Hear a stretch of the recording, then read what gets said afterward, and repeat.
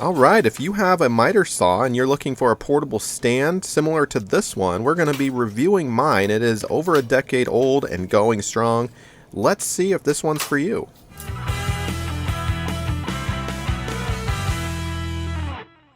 So miter saws without an appropriate stand are a bit awkward, right? You have to have it on a workbench, or you have to pick it up and move it out onto the floor or build some type of stand for it.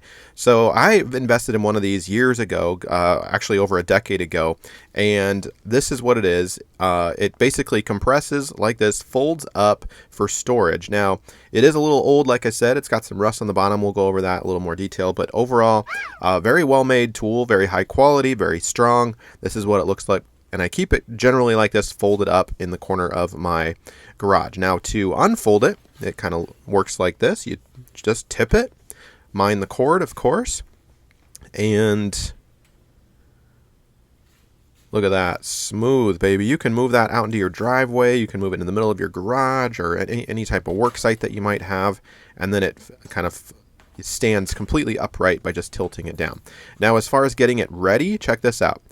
1 foot action, you just press on the release button and it folds down just like that, and you basically have yourself a table that is height appropriate. So this is one of the best tools that I have in my garage, and it's pretty sturdy. If it is down like this and you try to push it forward, they've got rubber sides on the left there that it makes it really hard to move. So it is sturdy, and lateral movement also. Obviously, if you push it backward, it's going to fall. But it is indeed very sturdy. And the cord, obviously, depending on your miter saw that you have. And you'll need to read the specs. I'll put links down below for this one and some other suggestions that I have that got really good reviews that I can find like online, for example. You'll want to read the specs to make sure that your miter saw does fit the stand itself, right? And I'll kind of show you around where the attachment point is. You can see it right there where the stand and the miter saw kind of connect. By the way, welcome to the channel. Lots of home projects and product reviews around the house. Be sure to subscribe, click that like button, and share this with somebody. That'd be awesome. All right, so let's get a little closer look here. Here's my miter saw. Let me release the lock mechanism and fold that up for you. And the miter saw, of course, may vary in quality, right? Yours might be smaller or much more expensive than mine. And basically you attach them with these 4 bolts like this, and then these orange things attached to the stand itself. And so the instruction manual walks you through that. You just basically get those nice and tight, and they are indeed able to stay on there. And it doesn't fall off. And over 10 years, I've never had any issues with the miter saw detaching from the stand. The miter saw stand has some adjustable features like this. So they slide out and up with these really quick little turn knobs. And you can see that one right there is not a turn. It's just a lever that kind of goes up and down and locks it into place firmly. Got my fencing stuff and all that. Let's kind of look down below so you can see what that looks like a little closer up. There's that release mechanism that I was pushing with my foot earlier.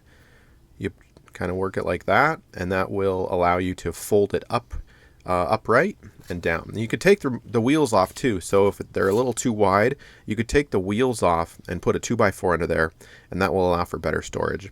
If you are keeping in the garage like mine, check out the rust there. This is probably the side that's been closest to the garage door.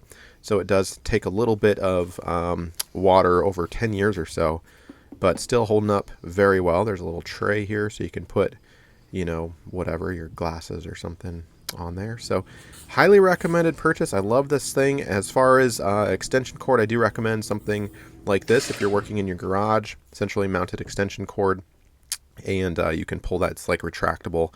That was also a great practical purpose, right, to have power basically not coming from the wall, but so you can really move this thing anywhere and then take that cord and extend it out as far as you need it to go, pretty much. So assuming you're working again in your garage or driveway or front yard or something. So that's recommended. And here it is in action. I'm doing a couple of cuts here so you can get an appreciation for the stability of it. And of course you always want to use proper protection. eyeglasses. Use those clamp downs too on your miter saw. And there it is. We'll stop the video there. Hopefully this helped you out. Thanks.